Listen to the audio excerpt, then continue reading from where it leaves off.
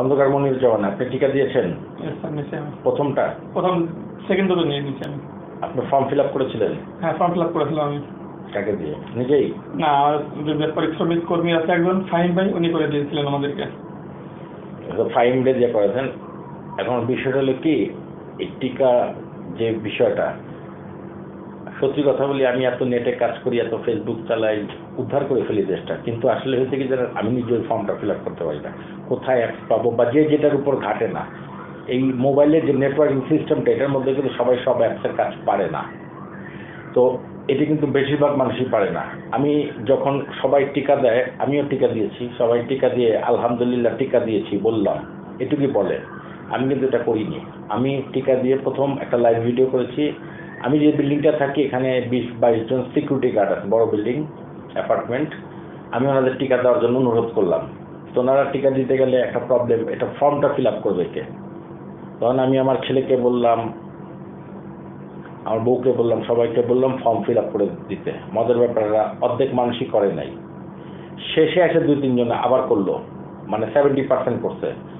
এবং কামরুল ইসলাম রাফি, চট্টগ্রাম, ওনাকে অনেক অনেক ধন্যবাদ। এই কারণে উনি আমার কাছে যেই রেকর্ডটা পাঠিয়েছেন, ওনার সম্ভবত 150 মানুষের ফর্ম উনি একাই ফিল আপ করে দিয়েছেন। আসলে সমাজকর্মী হলে এমনই হতে হবে। আমরা যে যেখান থেকে থাকি, জনগণের জন্য কাজ করার চেষ্টা করি, করা উচিত।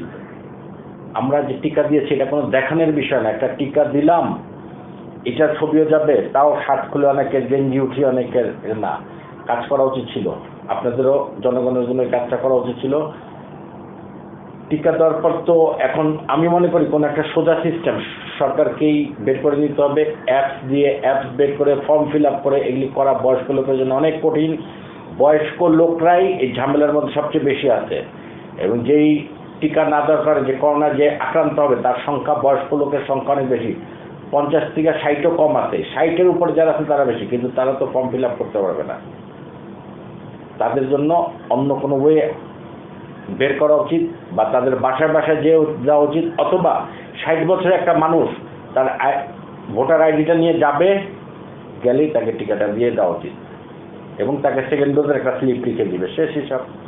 অথবা একটা ফিঙ্গারপ্রিন্ট দিয়ে দিল, সে একবার দিয়েছে কিনা।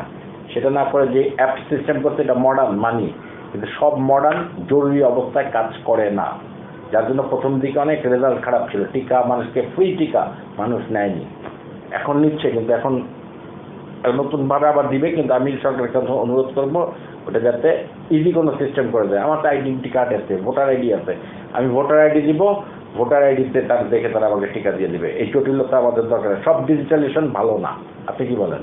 না, সমস্যা। যদি এই সিস্টেমটা না থাকতো, এই যে ফর্ম ফিল আপের অনলাইনে, আপনি অনেক আগে, আরো সহজ একটা সিস্টেম আছে, যেমন গ্রামে যেরকম বাচ্চাদেরকে টিকা দেয়, একটা কার্ড দেয়, 3 মাস পর পর তাদের একটা করে টিকা দেয়।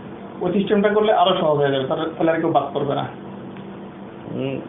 কার্ড নকল করে ফেলবে, বাঙালির তো অনেক সমস্যা। না, ওই কার্ড কেউ নকল করে না, ওগুলো নকল করে কোনো লাভ নেই, কেউ নকল করে না। আর একজনের টিকা আরেকজন দিবেও না। ধন্যবাদ।